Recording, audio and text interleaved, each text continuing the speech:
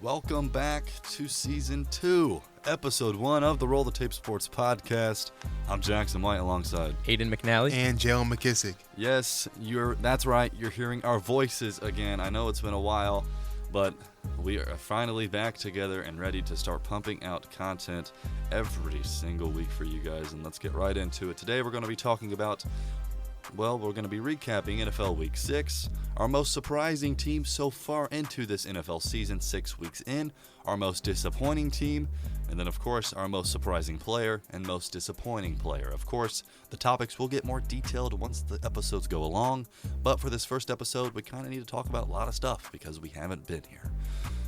And then you could say we started this podcast a little late going into Week 6, but we also started it at the right time in another world, because the NBA is starting back up in a week. A week from today, I'll be able to see my OKC Thunder take the court.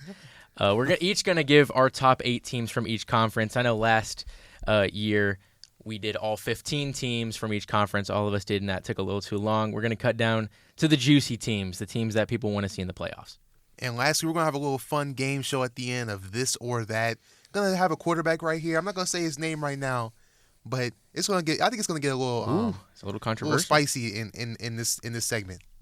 Yeah, just a little. Yeah. But before we get right into it, talking about Week 6, we do like to say that, we've done a rebrand, new logos coming across the way, and a new outlook of the podcast. A lot of new stuff coming your way. Make sure to check us out on all social medias at Roll the Tape Sports, and of course, leave a comment, wherever you're watching this podcast, and go check out the socials with should be daily videos coming your way every single day. Well, let's get right into it. NFL Week 6. And, that started on Thursday night as the San Francisco 49ers took on the Seattle Seahawks. And, this game was kind of slow in the first half. It had a crazy second half, but the Niners won big 36-24. They're now 3-3. Something we did not expect. The Seahawks now are 3-3 as well. Brock Purdy, 3 touchdowns. Thoughts on the 49ers so far this season? You know, this could be a most disappointing team contender. Obviously, starting off 3-3, not ideal for a team that just made the Super Bowl and almost won the Super Bowl. This is a huge win for San Francisco. 2-3 coming into this. They finally showed that their offense is there. Their defense was a little lackluster, but they put enough points up on the board to win the game. Huge divisional win against a great Seahawks team that was 3-2 going into this. I think 49ers are back on the roll. I think it's just one of those teams that, the injury bug has gotten them. Obviously, Christian McCaffrey has not played this season yet. Debo's missed a couple games. George Kittle's missed a game. But I feel like as the season goes along, they're going to find, what makes them special. And that's whether that be Kyle Shanahan's offense really clicking or just the defense coming together. I think this is still one of, if not the best team in the NFC, and they'll probably end up coming out of the NFC still. And that's the crazy thing with the Niners. They're 3-3, and they've been battling through injuries all throughout the season. And people still have them being one of the teams that are going to come out of the NFC. And that just tells you everything you need to know about Kyle Shanahan. He's one of the best coaches in the league for a reason. And I would agree with you. I think the Niners will be there at the end of the year, no matter who's at running back and no matter really who's at receiver. They'll figure it out. Moving along now to the game that happened. Where did this happen? London, yes. The London Jaguars taking on the Chicago Bears. 35-16 was the final score. Caleb Williams having his welcome to the NFL game. He dominated here, having 4 touchdowns, 226 yards passing, and an interception. DeAndre Swift had 91 yards. The Bears' offense was probably the best we've seen it in a long time, probably since Mitchell Trubisky in a playoff run for the Bears. They looked really good. The Jaguars suck. Trevor Lawrence is not good at football. Waste of money. I'm joking. We love Jaguar slander around here. He's not terrible, but Trevor Lawrence is not the guy they thought he would be. Big win for the Bears, 4-2. I know they've played a lot of bad teams. I think the teams they've played combined for like 1 win, like 5. But the Bears are 4-2, 6 weeks in. No one would have expected that. Yeah, great season to start off for Chicago. In that first quarter, it did look like the Jaguars were gonna, come in and smack them. It kind of showed that they are used to the London atmosphere. The Bears only put up like 7 yards first quarter, and then quarters 2 through 4 kind of showed the roster just so much better for Chicago than Jacksonville. Shane Waldron got the Bears offense going, and they never really looked back from there. Bears, 10 straight games without allowing more than 21 points. That's the longest streak in the NFL. They keep it rolling here in London. Dominant performance. I mean, the big question with the Bears this season has been the offense. We all know the defense offensive consistency. We all know the defense is top 5 in the league, but can the offense really supplement that defense and get points on the board? And right now we're seeing, what is this, like 3 weeks in a row where they've scored over 20 points? Yep. I mean, it's rolling now, and if Caleb Williams can keep the train rolling, I don't see why the Bears can't make a wild card. I don't think they'll win the division because the Vikings are really good right now, but they can definitely make a wild card. Hey, they're scary, but I want to see them play a good team. That's true. And once they play, if they can go out, let's say they go beat Green Bay. I mean, hey, if you can go beat Green Bay, I mean, we got a different ball game for Chicago, but will they do that? We'll have to see. Let's moving along now to one of my contenders in the NFC, the Tampa Bay Buccaneers taking on the New Orleans Saints. The Buccaneers won in dominant fashion, 51-27. The Buccaneers had 27 unanswered points in the second half. Baker Mayfield, 325 and 4 touchdowns. Did throw 3 interceptions in the first half, but had a really good second half, of course, having 27 unanswered.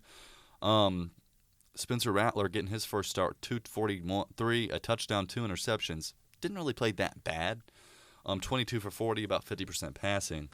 I mean, he's a guy who wasn't drafted in the top 2 rounds. He didn't come in to be the starter. I think that's a decent performance. But 51 on the Saints have a good defense. It's not like their defense is bad. And I'm going to be here first to say it. Baker Mayfield is my MVP favorite right now. Ooh. Yeah, I do. I really like Baker Mayfield. I really like this Tampa Bay Buccaneers team. I've always been on the Baker Mayfield train. I was last year. You go back and take out the things. Yeah. That's my boy, and he's been playing good this year. And the Buccaneers, to me, I think they're a top 3 team in the NFC. This game was so weird because it was close. Tampa Bay was up 17-0 in the first quarter. And then Baker just started throwing dots to the ops. Yep, 3 interceptions. Saints, hear this, 27 points in the second quarter alone. Yep. Is what the Saints scored. They were up 27-24 at half. We have ourselves a ball game. No, we don't, because they did not score the rest of the game. Like you said, Jacksen, the Buccaneers went 27 unanswered points in the third and fourth quarter, respectively. This was an absolute blowout. It kind of shows the Saints are, maybe those first 2 weeks were a little Mickey Mouse a little bit in their dominant fashions that they won in, but this is an ugly loss for the Saints. I think this win for the Buccaneers shows that they're they're definitely the best team in that division. Maybe the Falcons, but I still think the Buccaneers take that crown. Yeah, I think the Buccaneers end up taking that NFC South crown eventually. The Saints, I mean, what can you say about what the Saints are going through right now? I have a question real quick before we go off this game. Yeah, go ahead. The Saints started 2-0, and everyone was talking about how they're back. The Saints are in New Orleans. They're doing their thing. They're dancing their way to the playoffs. They've lost 4 straight. Derek Carr's going to miss probably 4 weeks. Yep. What does the future hold for the New Orleans Saints? Do you tank a top 10 quarterback? Pick. That's what is Derek Carr your future in New Orleans? No. I don't think Derek Carr is your future. I think Derek Carr. He's a great bridge quarterback, but I just don't see him taking you to the playoffs and winning a game. How long did they pay him for? I think he's got another 3. Another 3? Yeah, they have him under contract for a while. He's what, like 34, 33? Yeah, he's at least almost mid-30s. He's old.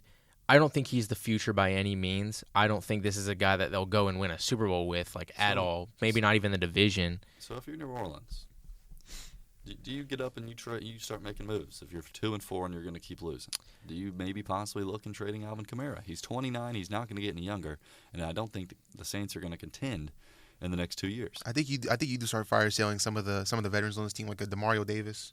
I mean, at this point, maybe like a Cam Jordan. Jordan, go ahead and let him go. Maybe honestly, maybe even a Marshawn Lattimore.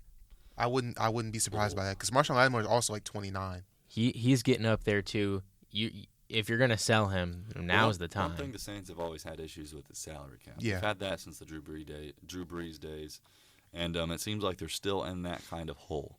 And as it looks like there's no turning back now, I think blowing it up would be the best bet. I think it is.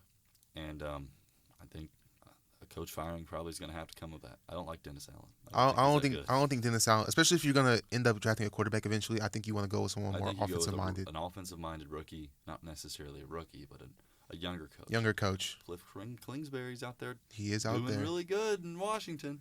Hey, and Mike, talking about Mike Vrabel. Washington. Mike Vrabel is still available. But he's a defensive-minded coach. That's true.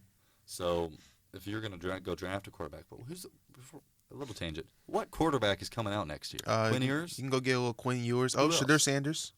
Go get a little Shedeur Sanders. Carson Beck. I think Shedeur Carson Sanders Beck is a second-round talent. Let's just be honest. I mean, he's definitely a top 5 quarterback in this class. He will go top 10 because of name value and everything he's Okay, done. that's not true. But I don't think he's Caleb Williams' talent. I don't think think he's either. not. But I don't even think he's the talent of Anthony Richardson. Whenever he has a clean pocket, which isn't often because Colorado offensive line sucks, he delivers the ball on time and on target almost every time. Plays, Let's not forget, Shedeur Sanders is like a 4 or 5 star that had offers from Georgia, Bama, and like all of those before. He went to and he went from Jackson State to Colorado, but I don't know. I just don't know if the talent's all there. I think it's there. I think under the right coaching and right team scheme, he could really be good because I mean, like I said before, if he's in the pocket. So who's he going to go to? The Raiders? Raiders, Saints, if they possibly want to draft one. I only think the only really fits for him are the Raiders. I think Tom Brady's now an owner. Tom Brady has been very close with Shedeur for a long time. I think the fit for him is the Raiders, but that's a little tangent. There's a lot of teams that I think the Giants can make it work too. I think the Giants can make it work. I think the Giants, Titans, and Raiders are really the most quarterback-heavy teams. Yeah, Will Levis is not that fella. No. But moving along now to a team that drafted a quarterback and found that fella. Washington Commanders taking on the Baltimore Ravens. And this game was, I thought it would be the highest scoring game of the week. Even though it was high scoring, 53 combined points. Baltimore did get the nod, 30-23. Lamar Jackson, in all reality, he's probably the MVP right now if we're talking about it. I like Baker Mayfield, but Lamar Jackson has been playing really good. 20 for 26, 323, a touchdown and an interception. But I think we need to talk about someone on the Ravens who has been dominating.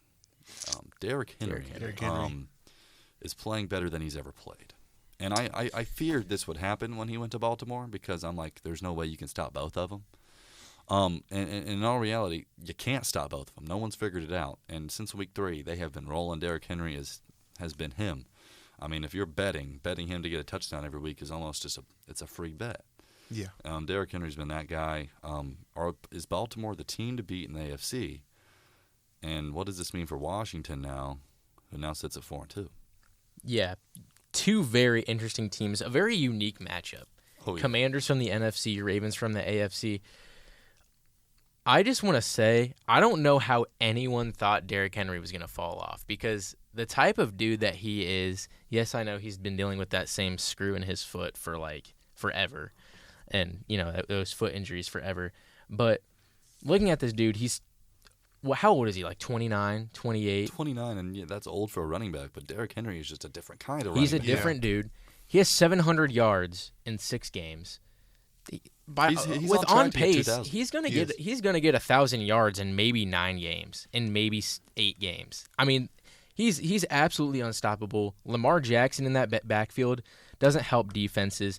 The Commanders are probably one of the worst defenses in the league, if not the worst. Maybe besides like the Panthers or the Jaguars. The Colts, too. Or the Colts. Don't forget about that. Don't forget about the Colts. But, the Commanders are basically playing like offensive simulator with how bad their defense is. One thing I noticed in this game here with Baltimore before we move on, one thing that Washington has been really good with of late is running the ball. Yeah. It's kind of been a way that they've been able to throw it and have Jaden Daniels be as good as he's been because they've had that running game. In this game, Robinson did not play. And their leading rusher was Jaden Daniels with 22 yards. Austin Eckler obviously still in that backfield, but he's a fossil. Let's just be honest. 21 yards for him. They didn't have that running game, and they only lost by 7. Yeah. Jaden Daniels is probably he's probably a top 5 quarterback in the NFC right now. Oh, in all reality, he's playing like a top 5 quarterback. Yeah, really, you can't name 5 guys over Jaden Daniels right now. I don't even think the Commanders thought he would be this good coming out the gate. No, I don't think anyone did. No one. And just a lot of people didn't even. He was coming just in college from not that good of a team. Yeah, that LSU team was not that good. And just, I did not expect him to do this. He is everything that I thought Anthony Richardson would be. Yeah, and more. He was my second favorite quarterback coming out of the draft, but didn't think he'd be playing this good. Yeah. On this type of team. So do you think the Commanders are contenders? I think they're playoff hopefuls. So playoff hopefuls. You think they're a win? I don't think. You think they win a playoff game if they get in? No. Depends on the matchup. I think it depends on the matchup. I think it's the same with the Bears. When was the last time? They haven't really beaten anybody that good. True. Maybe the Bengals, but even then, the Bengals are that. I think a middle school team could beat the Bengals week 1 through 3. I mean, the Bengals weeks 1 through 4 are like historically one of the worst teams of all time. Yeah, I don't understand. It's something with the Midwestern. The Colts, the Bengals, they both can't win the first few weeks I don't know of the what it season. is. But Jaden Daniels is an electric quarterback that Commanders fans have been waiting to have Since RG3. Since the RG3. I mean, He's RG3 if he turned out. Well, I guess we're only 6 games in, so you can't really say that because he could have some injury. Knock on wood that he doesn't. Man, that would be something. That would suck. But Just repeat history. moving along, I'll just touch on this game. It was pretty close to a blowout. Green Bay taking on Arizona.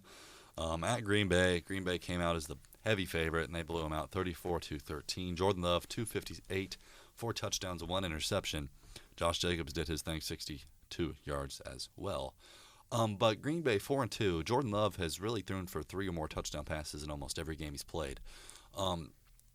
Is Jordan Love a top 5 quarterback in the NFC? NFC? I'd say so. In the NFC, I'd give it In the to NFC, him. I'd Maybe give it not to the him. league. I don't think in the league, no, because I wouldn't put him above a guy like Lamar Jackson or Josh Allen or. But we have to look at it. Jordan Love he's playing better than most quarterbacks. He is, yeah. I'll give him top 10. I'll give him top 10 in the league. I wouldn't say top 5 though in the NFC. I was meaning more NFC. I mean, I wouldn't give him. Yeah. I just wouldn't give him top 5 in the NFL, but in the NFC, yes. Because at the NFC, it's like what Hurts. Would you put Brock Purdy up there? I would say Hurts. I would say Jordan Love is better than Jalen Hurts.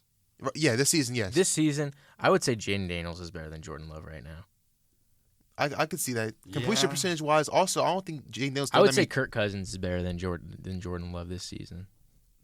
I don't think that's turnover wise. I think Jordan Love has a lot of interceptions. Yeah, he does. Jordan Love has 6 interceptions to 12 touchdowns, which he is 2 and 1 in the Yeah, league that's in really passing touchdowns, only behind Baker Mayfield with 15. Yeah, but a 2-to-1 ratio isn't good. Yeah, at least it's not Geno Smith. I would who has say- 6 I would touchdowns say- to 6 I say interceptions. he's. I would either- say Darnold. Darnold, Purdy, Baker, Okay, Jaden Daniels, put Jordan and Love Kirk. on the Vikings, and they're 6-0 and way in a better spot. Jordan Love is way better Sam than Sam Darnold's won every game he's played. Yeah, but Jordan Love's better than Sam Darnold. Sam Darnold wouldn't even be the This starter. season- What's his name? this Starter. season, I think it's close. This season, I think it's close. This season, Sam Darnold. Someone's going to mess up and go pay Sam Darnold a bunch of money. Probably. He's going to be the same guy Oh, he's yeah. always been. Oh yeah, yeah, because Kevin O'Connell's scheme is top 5 in the league. But I mean, this season, if you're just comparing the 2 quarterbacks and who's playing better, I mean, first of all, Jordan Love missed 3 games. Statistically, statistically, no. What's his name's not even on here anymore. I know they just had a bye, but Who's he's Darnold? Donald's not even top 'cause- 15 in passing. Yeah, well, yeah, because they didn't play this week. Yeah, I believe he's down here. There's a lot of QBs above him. And Darnold, look at it. He 11 touchdowns to 4 interceptions, 63% completion percentage. Love has 58 completion percentage. But you also have to take into consideration Jordan Love's played 2 less games. And That's he has more passing yards, more passing touchdowns, and 2 more interceptions. So if you look at it, I mean, Jordan Love is also only 2-2 in the games he started. yeah. I think it's close. It's close. I probably give. If we're talking about this season, I like, probably give the edge to Darnold, same. Yeah, I would too. mostly because of wins and losses. Overall, as well. though, Jordan Love's obviously a better quarterback. Yeah, than obviously, I'd Sam take Jordan Love over. Would you take over Jared Jordan. Goff over both of them? Yeah, I would. yeah. I would take Jared Goff. forgot over about Jared Goff's been balling. Jared Goff's been balling. Yeah, Jared Goff's top 5. Top 5. I mean, yeah. Not in the NFL, but top top 5 5. in NFC. Yeah. I think Jordan Love fits in the top 5 in the NFC, but it's definitely a tight race between all of them.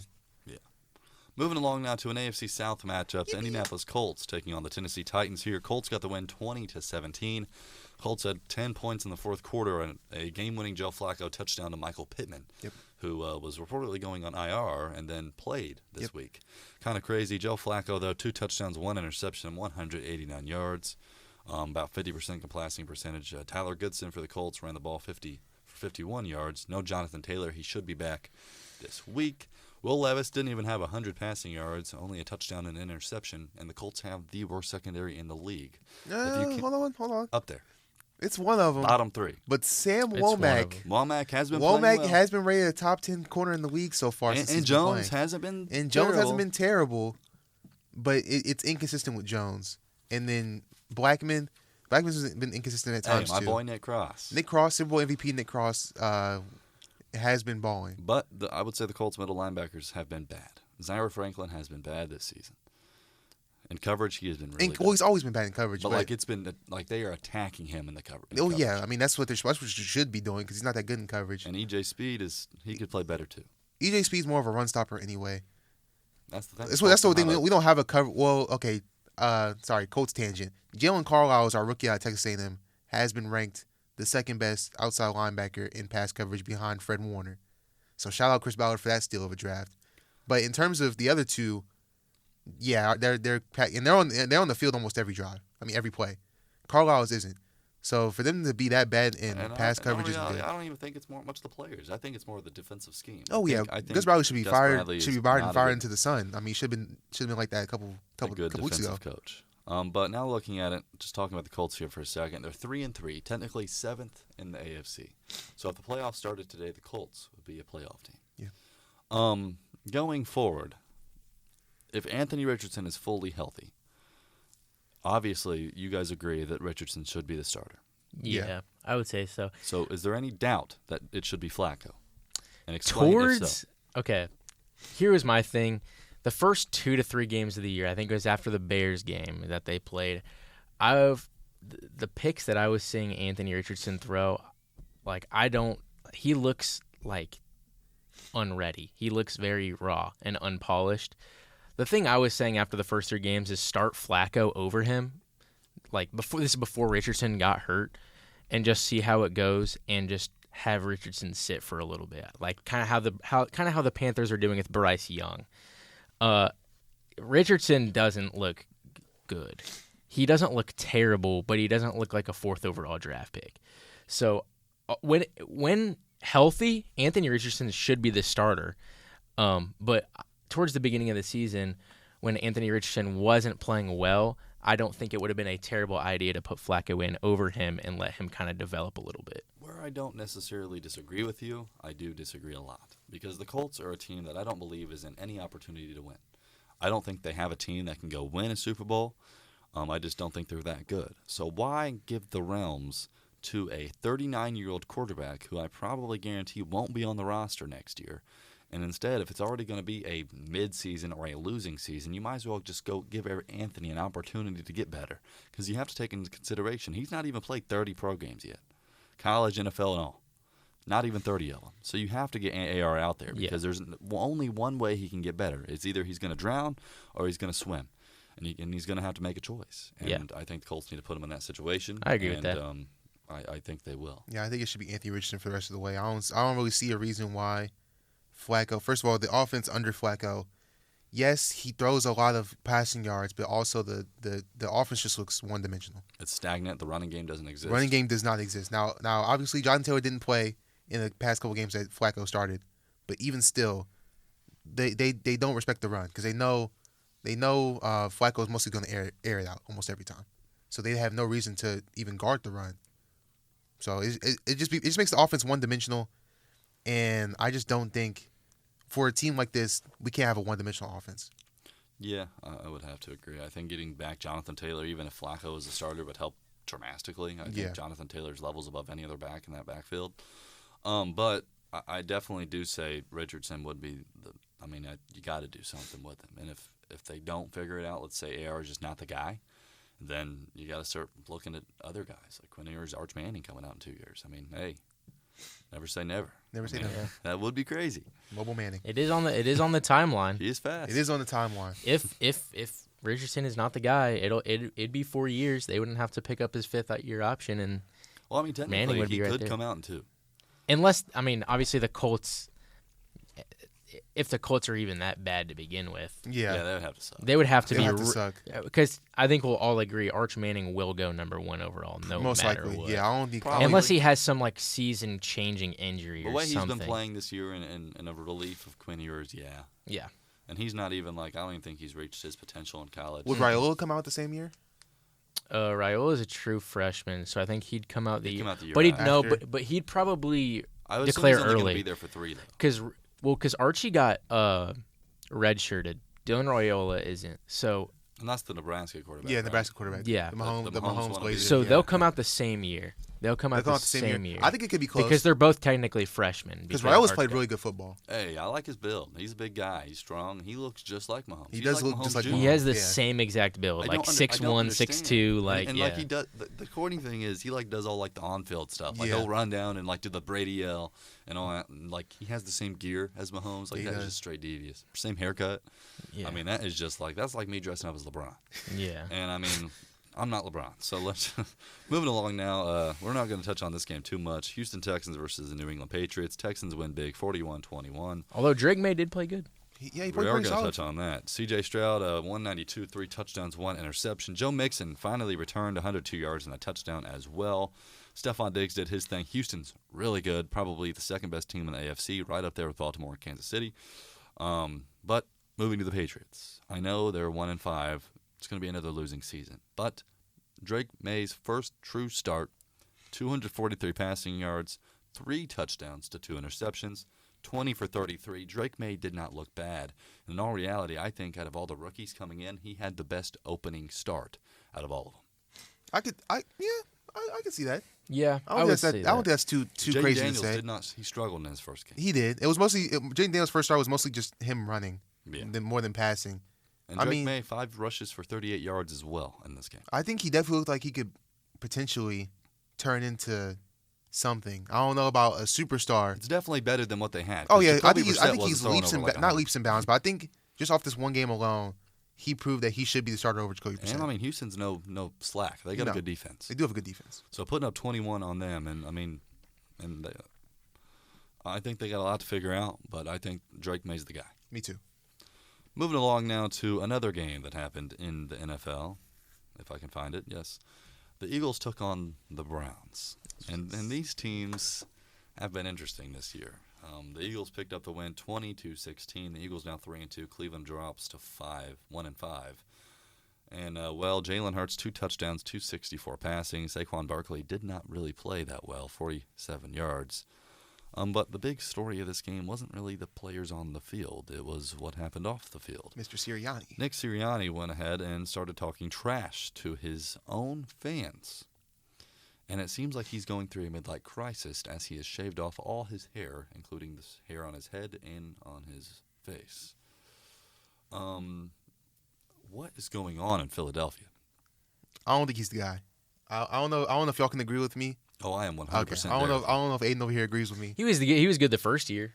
But that was mostly because of his coordinators. Because he doesn't do anything. He doesn't call plays. He doesn't call offense, defense. What And, does that, he and, Shane do? that- Steichen and call that's the thing. offense. It just does not make any sense because I thought he did that here with the Colts. With the Colts, no, because it was Reich. But I thought he'd schemed the offense. I think he helped him, but Frank Reich called the offense. So Nick Sirianni just got lucky. It seems like seems like Basically. he was just hanging on the right mind. If anything, what I think probably happened is the Eagles are looking for a coach. Since Reich was the previous OC, Reich probably put it in for Sirianni. It was like, hey, this guy helps me out basically with everything. And they wanted to keep that kind of Frank Reich-esque Yeah, system. this guy helps me out with everything. If you need a coach, here's the guy for you. If anything, that's probably how it happened. I don't know for sure. I'm just putting out a little And speculation. it's just kind of funny how he left Reich's staff in Indianapolis, Yeah. went to Philadelphia, and then he hired who was the Colts coach? Well, Shane Steichen. Steichen, yeah. And then Steichen leaves Philly to come to Indianapolis, Come to and Indianapolis. Steichen now one of the best coaches in the league. Yep. So just kind of funny. But I think this might be his last year. Even if they make the playoffs, if they lose round 1 or 2, I think this is his last. I think if they don't go back to Super Bowl, he gets fired. Yeah, me I too. think I it's can see Super that. Bowl buzz for this team because they have the talent, they have the receivers. They went out and got Saquon Barkley. This was supposed to be the year of the Eagles, and even though they're 3-2, it hasn't been. And they barely squeaked by the Browns too. It's not like And they the beat them Browns by. suck. The Browns suck. Yeah. But moving along now to the Browns and talking about sucking, Deshaun Watson, 168 yards, no touchdowns, no interceptions. Deshaun Watson. I think his career as a starting NFL quarterback is over. I think it's coming to an end. It's coming to a I close. wouldn't be surprised if Jameis Winston is the starting quarterback in Cleveland in the next 3 weeks if they continue to lose. Deshaun Watson is going to be known as the biggest heist in NFL history. It's just kind of crazy to think about everything that's happened between him and the Browns, but he's just not good. And it just I don't know what to say more than he's just not good. He's just really not. I don't know what it is, what happened. Well, we know what happened, but I don't know what happened to Deshaun Watson in terms of being a quarterback. I know mentally he's probably not in the right space, but in terms of just being a quarterback, I don't know what happened in the past couple years. Yeah, mentally, yeah, he's definitely not in the right space mentally. I think over those 2-3 seasons where he kind of like sat out due to his contract issue, it could just be he just didn't train enough. He didn't keep his body in shape. Because, I mean, he just looks rusty, really. He just looks completely unfit for the game. He does make his throws that he would have made in Houston. He has flashes. He has flashes. But if we're talking about consistency, he's probably one of the worst quarterbacks in the league at this point. And the Browns, I mean, I just didn't expect them to be a 1-5 type of team. I didn't think that. Not with that defense. Not with that defense. They have a really good defense. I just didn't expect it. So, kind of interesting to say the least from Cleveland. But moving along now to another game in the AFC, the Los Angeles Chargers taking on the Denver Broncos. This game, the Broncos scored 16 points in the fourth quarter. Bo Nix finally figured out because he had negative passing yards in the first half. I believe he had 6 in the first half. He finished with 216, 2 touchdowns and an interception. He also ran for 61 yards. He was the Broncos' offense. They still lose, but for some reason they are still 3-3. Chargers now 3-2. They pick up the victory. Justin Herbert really has his first big passing game of the season. First game over 200 passing yards. So what's your thoughts on this game, and what's your thoughts on the Chargers? Because they're a run-first team now. Well, I just want to say it's Jim Harbaugh, right? Their head coach. It's Jim. I always get too confused, too. Yeah. John's up there in Baltimore. Yeah. Jim Harbaugh completely changed this team around because in the offseason, this team looked absolutely hopeless, selling Mike Williams, selling Keenan Allen. Looks like there's no offense, really no defense, but Jim Harbaugh makes it work. You can tell that him coming in, he really has changed the culture because with the coaching staff that the Chargers had last year, this team would be like a 1-5 team. Oh, yeah. But the Chargers are winning games. I don't know if people remember my take last year. It was our face cam episode on Zoom where I said that this Bo Nix pick was worse than the Michael Penix pick. I still stand by that. Bo Nix is not that good. He really isn't. Like you said, negative passing yards in the first quarter. He's really done nothing to show me that he's worth a 12th overall pick or 11th. I can't remember what he was.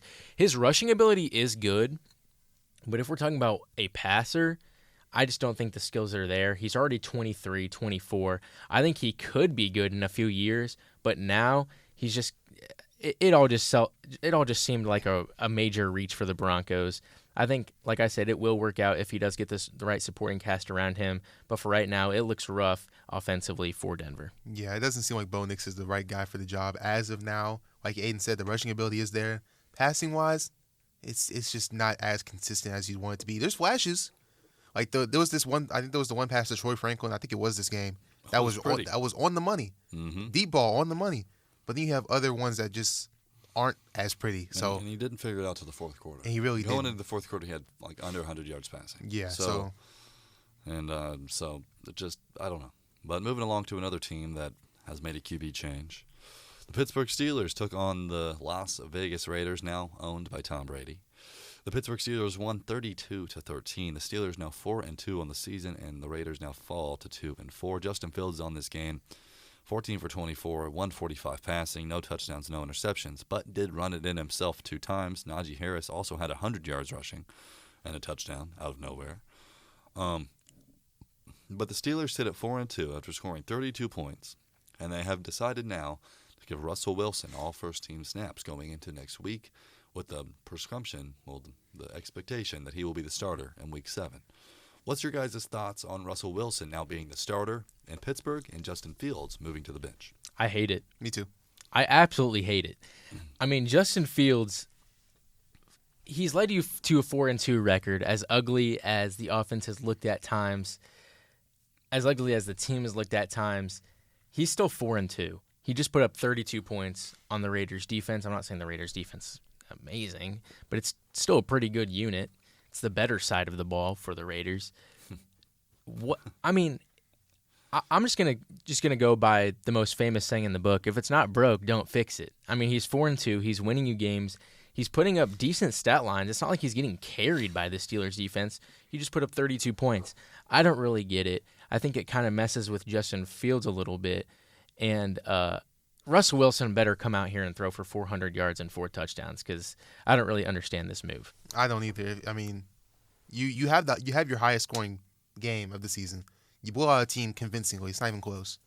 And you bench him after that, it doesn't make much sense. The thing with Justin Fields is, and I see both sides of this, okay?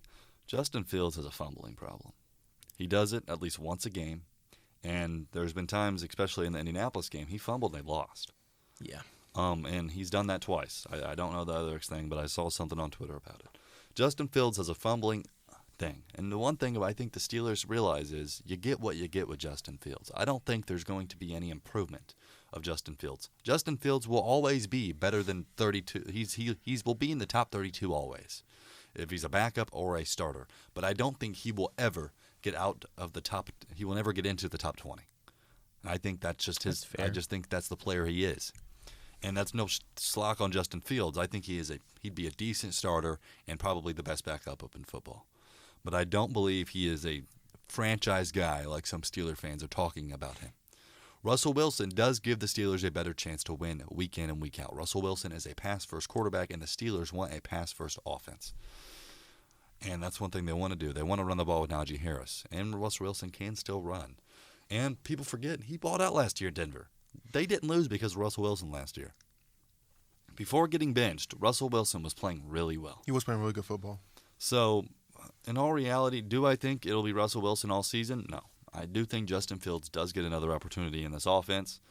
But I do think they're going to see, because Russell Wilson did play really well, and I think the Steelers think they have a good team.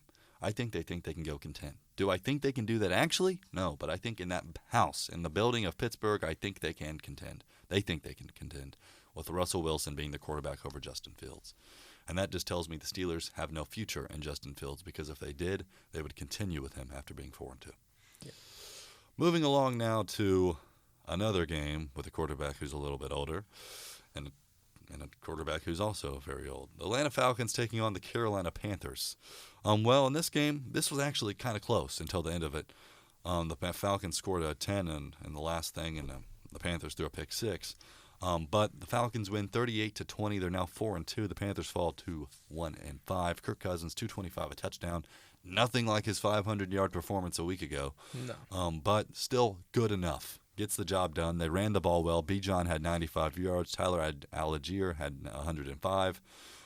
They spread the ball around in receptions. They had 5 guys who had over 3 receptions. One guy who had 6, Drake London. Obviously, you're playing the Panthers. They have a really bad defense and, well, not that good of an offense. It's decent under Andy Dalton, but it's not great. Good win for the Falcons. They move on, 4-2. Thoughts on the Falcons so far through Week 6? I just want to say, I think this is the breakout year for Drake London. Oh, for sure. Because if we've seen... He finally has a competent quarterback. A competent cornerback. We've seen his whole career. He's had Desmond Ridder for most of it. He was drafted 8th overall for a reason. Many people forget that he was a top 10 pick, and I think we're finally seeing why. I mean, he's been an absolute beast. He's probably, if you want to statistically, he's probably one of the best wide receivers in the NFC right now. Yeah. And I think it'll only get better for him as long as Kirk can stay healthy. I think Drake London is in for a big year. That's my takeaway for the biggest takeaway for the Falcons. Drake London right now is third in. Now let me look at this again. He is second or third or fourth. Whoever made this list does not know how to make lists, because this just makes no sense. I'm looking below and there's people who have more yards with him. He's up there. I don't know where he's at, but he's top 5 in receiving yards. Yeah. Whoever made this, NFL.com is not doing it right though.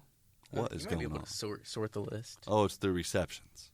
Well, he is third in the NFL in receptions. And, Okay. As it looks, he is top 5 in receiving yards. He also has 4 touchdowns, which is up there with the league leaders. He's been really good. Top 10 receiver so far this season for sure. But moving along now to a game that people thought would be a lot closer. We head down to Dallas in Jerryland as the Detroit Lions came into this game and absolutely dominated. Lions win 47-9. Dallas couldn't even get in the end zone. Jared Goff, after going 19 for 19, 18 for 18 in his last game, goes 18 for 25, 315, and 3 touchdowns. Played really well. David Montgomery also at 2 touchdowns, 80 yards. Jahmyr Gibbs also had 60 yards rushing. Dak Prescott, 2 interceptions, 178 yards, and 16 incompletions. Highest paid quarterback in football. Highest paid player in football, actually. So, as Dallas, we're going to talk about Detroit in a second, but Dallas now sits at 3-3. Coming off a game where they couldn't even score 10 points. Nope. They have no running back.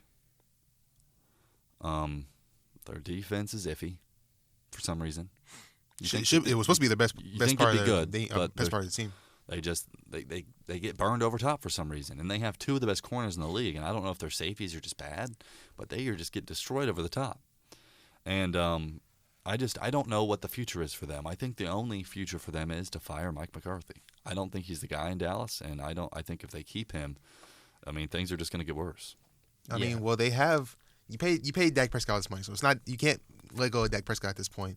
No, I'm not saying that, but I think they have to go to a different coach. Oh yeah. Well, I was talking about in terms of major changes, you can't get rid of Dak at this point because you just pay them. You can't get rid of CD. Can't get rid of CD. You just pay them. I mean, you haven't paid Micah yet, but the next biggest thing is Mike McCarthy. So that's kind of where you have to go, and you have to hope and pray. If you're Jerry Jones, you have to hope and pray that when you fire Mike McCarthy, the coach that replaces him is good enough to win. Because if he's not, I know a coach out there that has been doing media lately. That would be, I think, really good in Dallas. Belichick? His name's Bill Belichick. Bill Belichick's not going to. He's not going to. There's also another coach that's been doing a lot of media that I think would be really good in Dallas. Who's that? John Gruden. I bet you didn't think I can see John Gruden. But I think would be very good in that Dallas system. I feel like Bill Belichick and Jerry Jones will have like ego clashes that just wouldn't work out. Yeah, I would definitely say if Bill Belichick would come on to a team, I assume he'll also be the GM. Yeah. But the only thing is with Bill Belichick being your GM, he has built some really bad Patriot teams lately. Yeah. So, I mean, do you want Bill Belichick to be your GM? Yeah, I don't know nah. if you would. So I don't know. But John Gruden's a name that to keep an eye out on when the coaching circle comes back around next year. Because he has been he's been very clear he wants one more chance. Moving along now to Sunday Night Football. We're just going to touch on this game. It didn't really mean much. Bengals win 17-7. They finally get their second win of the year, 2-4. Cincinnati, I mean, Joe Burrow had probably his second worst game of the year. They win. No passing touchdowns for Burrow. He did have a crazy 50-something yard rush for a touchdown, but that was really their big explosive play of the game. They never really could figure out, and they just, I don't know. This Bengals team is 2-4, and their schedule doesn't get any easier. No. So what do you guys think on the Bengals? I do think getting T. Higgins back from hamstring injury, but it helps. It adds another dynamic to their team. People forget how good T. Higgins is just because he's behind Jamar Chase. I think T. Higgins is probably the wide receiver 1 on 20 other teams in the NFL, probably to 24. I mean, people really forget how good he is because Jamar Chase is getting those, more targets, more reps. So I do think that does help. Like I said earlier, the Bengals week 1 through 5, 1 through 6-ish, are historically like one of the worst teams of all time, if you want to look at it like that. And I think they are going to hit that midseason stride where they just go on a ridiculous win streak. And I think the Bengals are back on the roll here. I would hope so because, I mean, at this point, the Bengals don't even look like they're going to be a top 2 seed in their own division. Yeah, I mean, it's just, man, why do they always got to start so rough? I don't know. I don't know if that was maybe coaching. It's Zach Taylor. Yeah, it's coaching maybe. Moving along now to the final game of Week 6. Before we move along here, Buffalo Bills taking on the New York Jets. And this game was quite interesting. Came down to the wire. The Jets could have won it if they just would have hit their field goals, but Greg Zuerlein is a ass. But the Bills win 23-20. Josh Allen, 2 touchdowns, 215 passing. Ray Davis was the Bills' lead back in this one. He had 97 yards. Who's the running back who usually plays? James Cook did not play because of injury. Ray Davis also had 55 yards receiving, so keep an eye on him in your fantasy teams. But the Bills, they go out after this game and get Amari Cooper. We'll talk about the other team in a second. Now the Bills are 4-2, entering Week 7 with now Amari Cooper in this offense. How much does Amari Cooper add to the Bills' offense? I think it adds a lot. I mean, Keon Coleman, what he's done recently hasn't been wide receiver 1 worthy. I don't think the Bills have a true wide receiver 1, and I think now they do. I don't think Amari Cooper is a top-end wide receiver 1, but I think he is a wide receiver 1 that'll give Josh Allen more options downfield. I think it'll open up more opportunities for Keon Coleman as well as Curtis Samuel and Khalil Shakir. Watch out for Kincaid as well. And Dalton Kincaid. This is a very underrated receiving core for Buffalo, and I think Amari Cooper will bring a lot to the table and give Josh Allen that wide receiver 1 target that he's needed ever since the departure of Stephon Diggs. Yeah, if I was anybody playing fantasy football, I'd go trade for Amari Cooper immediately. Yeah, I mean he's gonna play so much better without Deshaun Watson. But I think the Bills making this trade, that puts them back into contention. I thought they were a playoff team, but I didn't think they were a Super Bowl team. But now going out and fixing that hole in receiver, I think they're right back in it. Moving along now to the team they faced and beat, the New York Jets. They lost this game 23-20. Aaron Rodgers did not play bad, 294, 2 touchdowns and interception, 12 incompletions on 23 completions. Breece Hall also played well with 113 rushing. Alex Lazard had 100 yards. Garrett Wilson had 100 yards. Breece Hall had 50 yards. Well, not too many people after that. And Mike Williams ran the wrong route.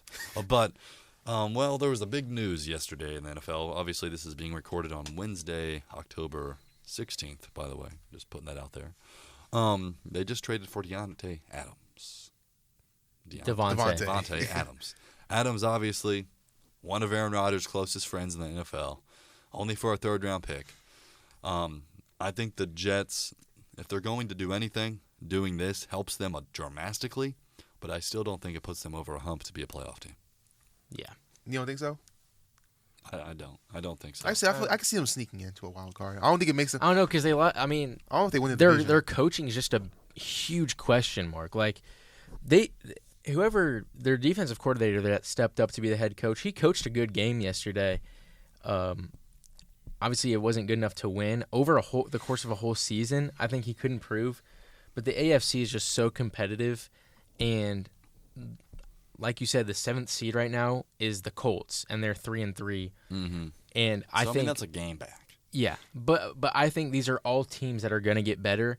I think the Jets will. I just don't know if this is good enough to get them in the playoffs. I really don't. This is a good question. Yeah, I could see that. I could definitely see that not happening. One thing I'm going to do, I think we're going to call an audible. I think the NBA season preview episode will be next episode. Because we're getting a little long on time. And, of course, people don't want to listen to 3 dudes yap 24/7 for hours on top. But let's get right into it on our next topic. So this will be a fully NFL-oriented first episode. Stay with us. We're just right back in the mix. Once a few episodes come out, we'll start getting back into normal things. But moving along now to we each picked our most surprising team. Okay, we all have a surprising team. We all pick different, so we could be different. So I'm going to let Jalen start. Explain to me your most surprising team through Week 6. I'm very glad you let me go first because I didn't know if I think one of y'all were going to take this team. It's the Vikings. It's got to be the Vikings. No, even with when J.J. McCarthy was a starter, and especially when J.J. McCarthy got injured, I was like, okay, this is going to be one of the worst teams in the NFC. Because I was like, Sam Darnold, he's not terrible. Not saying he's terrible. But he's definitely not a top 10 quarterback in the league. And now he's come out and improved. I thought Minnesota would be in a tanking, I thought they were going to be tanking. But I thought they would be like a losing team. And Aaron Jones has had a career resurgence on this team. I mean, he's playing a really good football. Kevin O'Connell is making himself look like one of the best coaches in the league with what he's doing with this team. I did not, and also shout out Brian Flores for being for the defense. Yep, he got all the heat. This defense has been one of the best defensive units in the league without having not that many star power. And they traded away a lot of their star guys. They really did, and it's still one of the best in the league. I mean, the Vikings to me, first of all, they're probably gonna win the division unless they start losing when they come back off the bye. But I could see them, possibly making the second round of the playoffs. I could definitely see it. For sure. Aidan, I'll let you go ahead with your most surprising team. My most surprising team, it's going to kind of combine with a surprising player. Give me the Washington Commanders. Okay. Jaden Daniels, like we said earlier, I know I stole yours, didn't I, Jackson? Yeah. Yeah. I went last for a reason, though. Go ahead. Yeah. Like we said earlier, nobody expected, not even the Commanders expected Jaden Daniels to explode for as big he has. I mean, 30-23 to the Ravens. Ravens are obviously one of the better teams in the league, and they stuck with them really the whole entire game. Very impressive performance there. The Commanders' defense does need to get worked on. I think they do have probably the lowest rated secondary in the league. So that could be a point of improvement, and I think that can come back to bite them later in the season whenever they're pushing for a playoff spot. But through 6 weeks, if we're just talking about these first 6 weeks, the Commanders have definitely been surprising, and I don't think anyone would have expected them to be 4-2 so far. Yeah, and for my most surprising team, I'm going to keep it in the NFC. I'm going to go with the Chicago Bears. I'm surprised you didn't go with this, Aidan, since this is your squad. But the Chicago Bears wasn't are 4-2. Surprising to me. Whatever you say. But the Chicago Bears, they're 4-2. Right now, they'd be in the playoffs, something that no one would expect from them coming into this season. I know they went out and did a lot of moves to be a good team, but I still thought they would be a year away. And even though they do have some tough games coming up, especially this Week 7 matchup versus the Commanders, a team that you just mentioned, Aidan, they're 4-2, and Caleb Williams seems to finally be figuring it out. Yeah. 4 touchdowns in his last game, and even though, yes, they haven't really beat a good team, they beat the Titans, which wasn't necessarily crazy. They're not that good. They lost to the Texans, but only by 6, so keep in mind the Texans are 5-1. They lost to the Colts by 5. Colts, a decent team. Bears just didn't play good in that one. They beat the Rams. And the Rams, I mean, even though they have a bad record, they still have Matthew Stafford and Sean McVay in that building. They beat the Panthers. They're terrible. And the Jaguars are the Jaguars, and they beat them. So not necessarily like a crazy, super like, ooh, wow win. If they go and beat Washington this week, the Bears, I say, are locked for the playoffs. And I think that's big. Because after that, they play the Cardinals and the Patriots, 2 teams they should beat. So if they beat the Commanders, they're sitting at 7-2 going into Week 9 and Week 10, and that's big for a Chicago Bears team. So I would say that is my most surprising team. But I'm gonna go ahead and go with the most disappointing team. I'll keep it there with me. And the most disappointing team. Actually, no, I don't have one yet. Aidan, you go. My most disappointing team. It's coming from the AFC South. It's going to be the Jaguars. They're 1-5. Jaguars. Aidan took my team. People forget this team was 8-3, had sole grasp of their division. They just paid Trevor Lawrence, which shows that they have trust that he had a great offseason, and a training camp that we didn't see as fans. So I thought they were going to explode. You go out and sign Gabe Davis. You go out and draft Brian Thomas, giving Trevor Lawrence those weapons. You pick up a little bit of real estate on defense, but not anything like shoe-changing. They're basically bringing back the same defense. I thought they were going to be not elite, but probably the best team in the AFC South outside of the Texans, and they have been the exact opposite of that. 1-5, just got smacked by the Chicago Bears, a team that Jackson just talked about. And Doug Peterson, I think we got to talk about him being unemployed before the end of the season because he has been awful this year. I could definitely see Doug Peterson being fired in about 2 weeks. But my most disappointing team is, we've already talked about this team before, it's got to be the Browns. This Browns team is god-awful. I mean, holy. Defensive-wise, it's not too bad like we all thought, but I thought this defense was going to at least be top 5. I don't think they're top 5 as of right now. But this offense is horrid. You watch a Browns game, you're getting put to sleep when that offense has the ball. I mean, it's bad. Deshaun Watson, bad. Running backs, but once Nick Chubb comes back, we'll see. Receivers, bad. The only bright spot on that team is really the O-line and David Njoku. I mean, it's just not good. I think they should tank for a quarterback. I don't know though, because you're still paying Deshaun Watson for the next 3 years. So I don't know what their goal is for this season, but it can't be the win because they're definitely not doing that. Yeah, they don't be doing that. They don't be doing that. My most disappointing team, and I was in between 2 teams. I was in between the Bengals because 2-4 is just not exceptional for them, but they do this every year. But my most disappointing team through Week 6 is going to be the New York Jets. Okay. And I know the ceiling wasn't the Super Bowl for the Jets from a lot of people, but a lot of people still thought they would be very good. They started the season versus the Niners, Titans, Patriots, Broncos, Vikings, and Bills. And in all reality, in all of those names, the only two teams in my mind going into the season I thought they would lose to would be the Bills and the Niners, which they lost to both. But they also have losses to the Vikings and the Broncos. The Vikings, though, 6-0, give them their credit when it's due. They're a good team. I didn't expect that. But the Jets losing to the Broncos was bad. Scoring 9 points on the Broncos. I know they have a good defense, but it's the Broncos. Bo Nix is the quarterback. Losing to that is just very disappointing, and that loss entirely puts them on this list. They should have beat the Bills on Monday night. They had 2 field goals inside the 40 yards, and they missed them both. They did.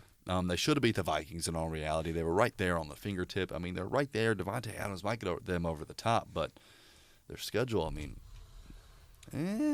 it is kind of easy. They only have to play really the Texans, who are really a super good team here on out, besides the Bills.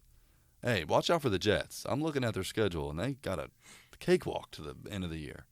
The only good team they play is Houston. Yeah. In Buffalo. I mean, in that case, then maybe they are a playoff team. Maybe so. I didn't think they played the Dolphins twice, and they are terrible. They play Pittsburgh this week, and that'll be interesting to see how Russell Wilson works. But yeah. So far, I would definitely say my most disappointing team is the New York Jets.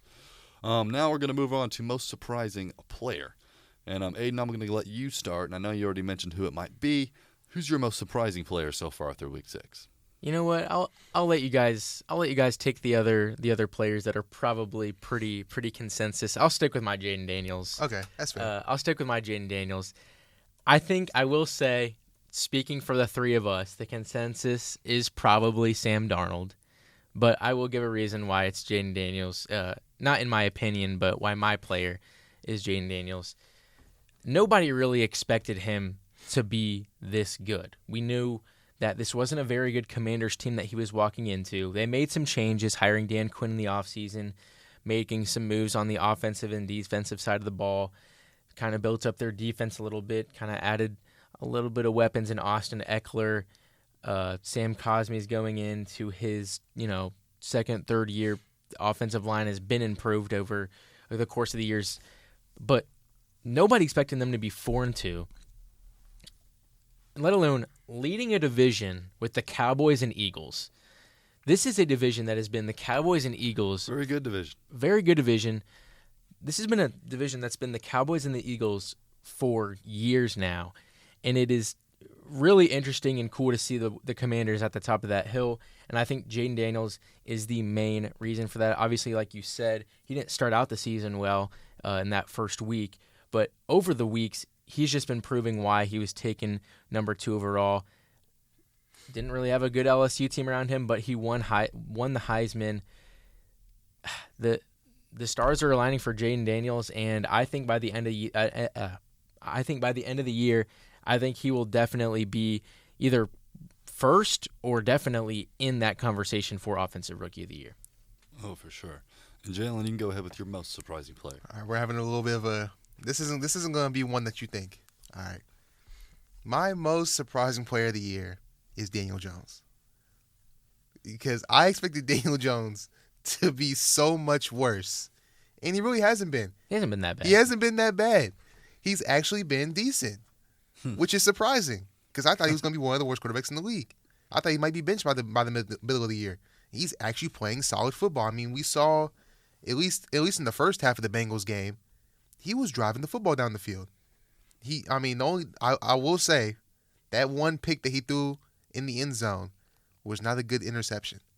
But other than that, it wasn't too bad of a football game from Daniel Jones.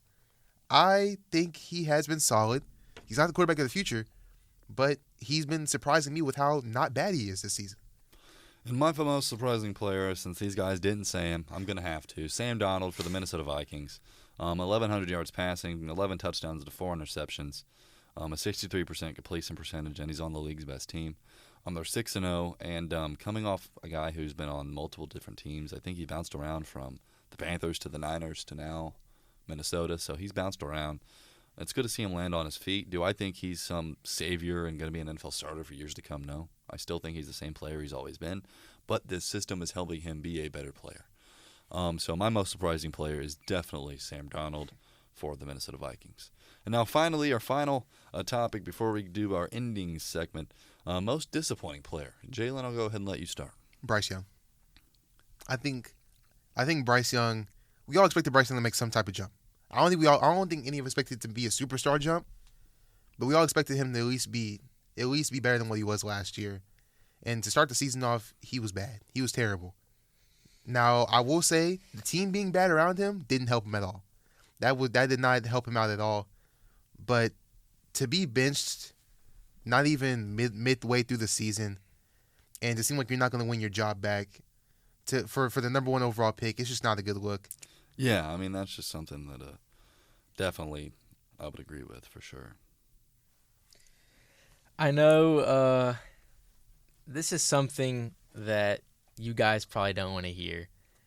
For my disappointing player, Oh, good God. it's going to be Anthony Richardson. Unfortunately, I don't really want to do you guys like that, but he did come to mind when looking at how he was being talked about. I think this was going to be the year, and I truly believed that he was going to show a noticeable jump. But I just haven't seen it yet. A couple of his interceptions have been really bad. His game against the Packers was really bad. He threw a couple bad picks against the Bears. I don't know. I don't think he's there yet. I don't think he's arrived yet. But, I mean, he's still young. He's still only 22 years old. This is just through 6 weeks is what we're doing. I think he could. I think he'll definitely improve over the course of a whole season. But Anthony Richardson is my most disappointing player, even fantasy-wise, too. I mean, he was being drafted as probably like the 3rd or 4th highest quarterback in the league because of his rushing ability. And while he showed that, it's not really winning them games. I believe through his 6 games as a starter that he's played all the way through, he's only won one of them or maybe 2 of them. I think he's been disappointing this year, especially with his injury. All right, and my most disappointing player is someone who is not a quarterback. It's a different player. It's going to be Travis Etienne for the Jacksonville Jaguars. That's a good pick. Through 6 games, Travis Etienne has 230 rushing yards for, I believe, 2 touchdowns. And yes, 2 touchdowns isn't bad through 6 games, but he's not even the leading rusher on his own team. Travis Etienne is the 34th leading rusher in the NFL behind Justin Fields and Kyler Murray, 2 guys who play quarterback, who throw the ball. Travis Etienne was drafted in fantasy to be a top 5 running back after having a really good year last year. And, well, Travis Etienne has not been that good this season. And finally, our final topic of the day, this or that. It's a game where we have to say a player, and we have to pick. Do we want that player or the player that we name that isn't that player? And today's player will be Sam Darnold. So do we want Sam Darnold or do we want that, which will be players I will name? So let's get right into it and start with this or that Sam Darnold. This or that Sam Darnold, Geno Smith. Darnold. This season, of course. Darnold. This season, it's probably Darnold. Okay, that's valid. I would also take Sam Darnold. This or that Sam Darnold or Daniel Jones. Darnold. I'm taking Darnold. You have to think about that one? I'm probably going to take Darnold. Okay. Yeah. Okay, this Daniel season, Jones is good. His team is just awful. Yeah, I mean, he's not good. Let's not say that. But he's not terrible. He's He's put decent. up at least 250 yards passing in this past 4 games. And he's It's not horrendous. It's not horrendous. That's why he's my most surprising player. It's not him. and this or that Sam Darnold or Trevor Lawrence. Ooh. I'm taking This Lawrence season? still, but if Lawrence continues to struggle, by the end of the year I might take Darnold. I'm taking Lawrence. Lawrence, his receivers first of all, have been extremely disappointing. I don't think watching the Bears-Jaguars game in London, that loss was not on him. He played outstanding. He actually didn't even play that bad. Besides that one pick, he had four passes that were absolute dimes to the end zone that were dropped by his wide receivers. If those wide receivers don't drop that ball, we're talking about him, having probably top 5 throwing touchdowns right now. I'll give it to Lawrence because that game against the Colts, he did ball out. I'll give him that. Yeah. Yeah, that's true. I don't really know if it's necessarily him. This or that Matthew Stafford. Matthew Stafford. Matthew Stafford. I'm You gonna put Matthew take- Stafford on the Vikings. That's a Matthew Stafford on the squad. Vikings. Yeah.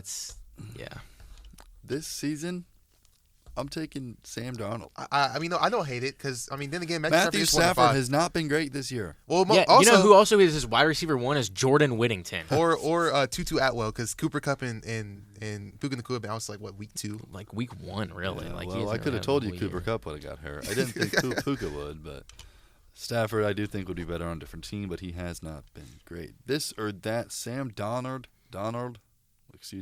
or Jordan Love. Jordan Love.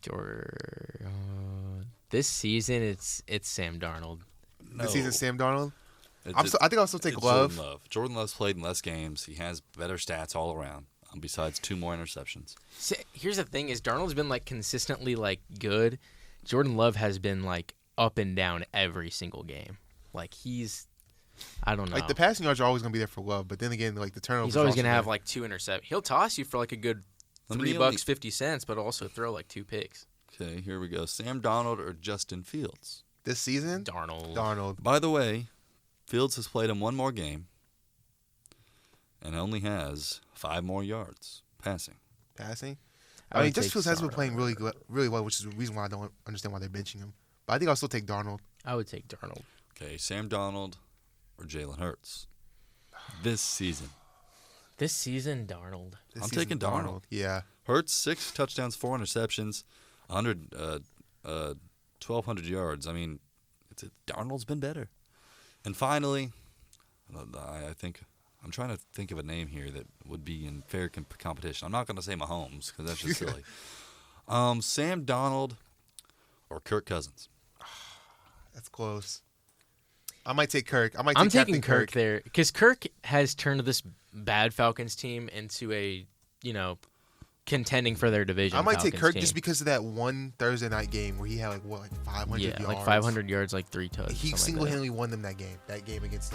That was crazy. And that drive too. That final drive last was masterful. Hey, he has had some fourth-quarter drives this year. He has. Multiple game-winning fourth-quarter drives. Yeah. Watch out for fourth-quarter. For that Kirk. reason, I'm taking Kirk Cousins. I'm taking Kirk Cousins. I'd take Cousins as well. Well, that's going to wrap up episode 1, season 2 of the Roll the Tape Sports Podcast.